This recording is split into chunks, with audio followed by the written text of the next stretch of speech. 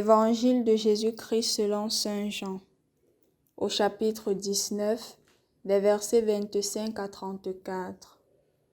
En ce temps-là, près de la croix de Jésus se tenaient sa mère et la sœur de sa mère, Marie femme de Cléophas et Marie-Madeleine. Jésus, voyant sa mère, et près d'elle le disciple qu'il aimait, dit à sa mère, « Femme, voici ton fils. » Puis il dit aux disciples, « Voici ta mère. » Et à partir de cette heure-là, le disciple l'a pris chez lui.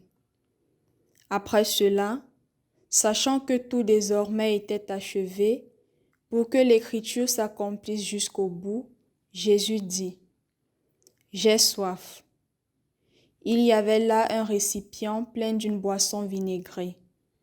On fixa donc une éponge remplie de ce vinaigre à une branche d'hysope et on l'approcha de sa bouche.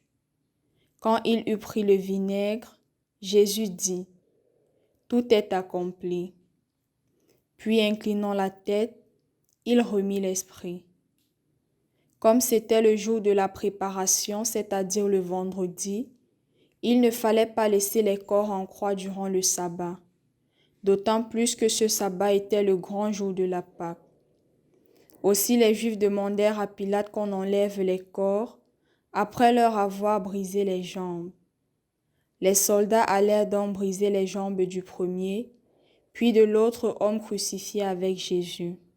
Quand ils arrivèrent à Jésus, voyant qu'il était déjà mort, ils ne lui brisèrent pas les jambes, mais un des soldats avec sa lance lui perça le côté. Et aussitôt, il en sortit du sang et de l'eau. Bonjour chers frères et sœurs dans le Christ. Aujourd'hui nous célébrons Marie, mère de l'Église. Il y a de cela quelques temps, nous avions célébré la visitation de la Vierge Marie. Et comme vous pouvez le constater, aujourd'hui la lecture ou l'évangile de ce jour est spécifiquement centré sur Jean. Et je voudrais que nous prenions le temps de méditer justement cet évangile de Jean. Marie, dans l'évangile de Jean, n'apparaît que 2 fois. Prêtez bien attention.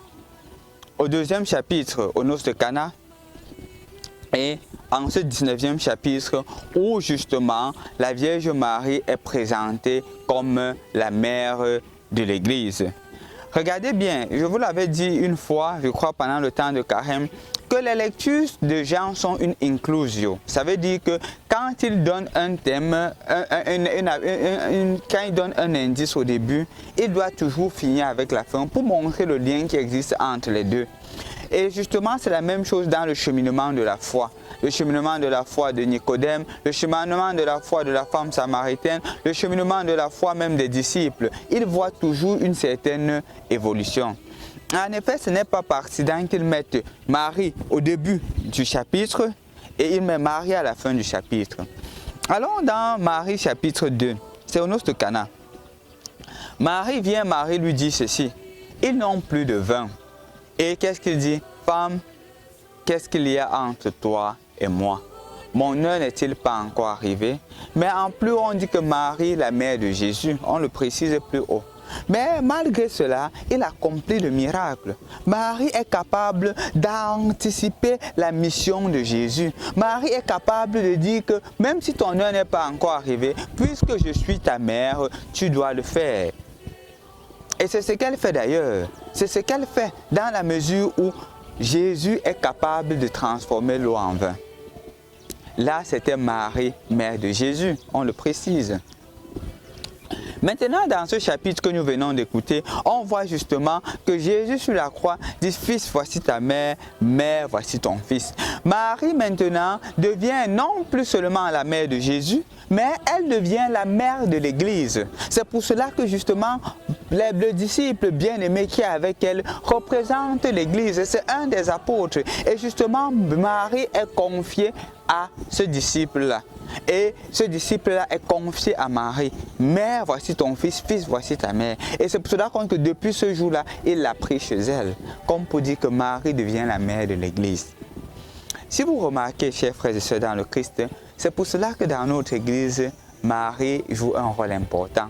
C'est pour cela que tout le mois de mai a été dédié à Marie.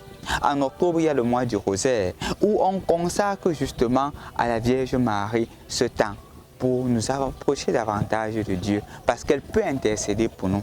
Elle devient justement une médiatrice parce qu'elle est la mère de l'Église. Étant la mère de l'Église, elle peut facilement intercéder pour nous. Mais plus encore, mon frère, ma soeur, je crois que ce titre qui a été donné à Marie est un titre qui peut aussi t'appartenir, dans la mesure où, de par ton baptême, de par ta confirmation, tu deviens un défenseur de la foi catholique.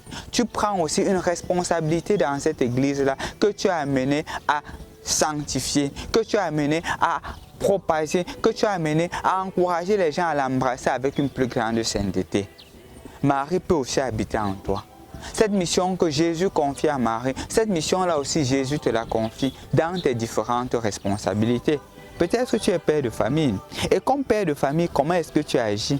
Parce que justement, le Seigneur t'a confié une épouse. Voici ton épouse, épouse, voici ton mari. Comment vous vous comportez? Est-ce que vous voyez dans le mariage justement la sanctification de l'action de Dieu? Enfant, voici ton parent, parent, voici ton enfant. Comment est-ce que dans nos familles ça se passe? Est-ce qu'on voit justement la sanctification de l'amour de Dieu dans nos vies de famille? Plus encore, même dans l'église. Voici tes fidèles, voici ton troupeau. Pasteur, voici ton troupeau, voici ton pasteur. Est-ce qu'il y a justement cette cohésion-là? Est-ce qu'il y a justement cette unité? Est-ce qu'il y a justement cet amour? Parce que justement, le Seigneur nous demande d'être aussi des personnes responsables. Marie a accepté la responsabilité. Toi aussi, accepte ta responsabilité au quotidien, spécialement dans ce temps où nous commençons l'être disciples de Jésus, avec l'Esprit Saint que nous avons reçu. Au nom du Père et du Fils et du Saint-Esprit. Amen.